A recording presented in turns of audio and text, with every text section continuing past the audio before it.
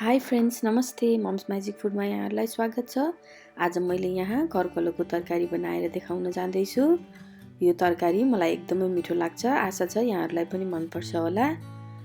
यहाँ मैले 1 कप पानी लिएँ, 250 ml पानी प्रेसर कुकरमा राखेँ र मैले यहाँ 250 ग्राम जति गाभा अथवा करकलो राम्रोसँग धोएर मसिनो गराएर काटेको छु र यसलाई मैले प्रेसर कुकरमा राखेँ र मैले यहाँ आधा चम्चा जति नुन राखेँ। तपाईले आफ्नो स्वाद अनुसार नुन राख्नु होला र यसलाई हल्का दबाई दिएर यसको प्रेसर कुकरको ढक्कन लगाएर हामीले यहाँ यसलाई 2 सिटी मात्रै लगाएर पकाउने।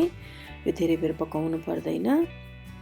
2 सिटी लगाएर पकाएपछि यो यस्तो देखिन्छ। अब यसलाई हामीले अरु मसलाहरू राखेर फेरि पकाउन जाँदैछौँ। एउटा प्यान लिगौँ। यो प्यानमा मैले 2 सानो चम्चा तेल राखेँ।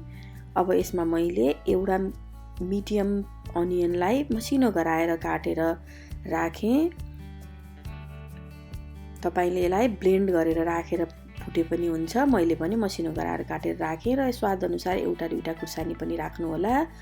यहाँ मैले अदुवा र लसुनलाई मसिनो गराएर थिचेको 1 चम्चा अदुवा लसुन पनि राखेँ र यसलाई मैले राम्रोसँग भुट्न जाँदैछु।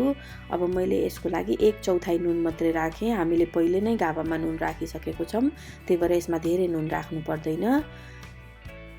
नुन राखेपछि मैले यहाँ बेसार पाउडर आधा चम्चा बेसार पाउडर राखेँ र यहाँ मैले जिरा धनियाँको पाउडर 1 सानो चम्चा पनि राखेँ र यसलाई मैले यहाँ राम्रोसँग भुट्दैछु। यो राम्रोसँग भुट्न दिने सानो आगो बनाएर छोड्ने र यसमा मैले 2टा टमाटोलाई बेन्ड गर्दैछु। यसलाई प्युरे बनाएर मसिनो प्युरे बनाएर यसलाई ब्लेन्ड गर्नुस् र यसलाई ब्लेन्ड गरिसकेपछि यसमा एड गरिदिनुस् र यसलाई अब हामीले राम्रोसँग चलाउने र मिडियम आगोमा यसलाई पकाउने। यसलाई राम्रोसँग पकाउनु पर्छ, हैन भने मसलाको गन्ध त्यति राम्रो आउँदैन। यसलाई राम्रोसँग भुट्नुहोस्। भुट्दै जाँदाखेरि प्यान पनि छोड्न थाल्छ र यसले तेल पनि हल्का छोड्न थाल्छ र लगभग यस्तो देखिन थालेपछि यो बाक्लो भएपछि यसमा हामीले अघि प्रेसर कुकरमा सिटी लगाएर पकाएको गाभा पनि राख्दियौँ।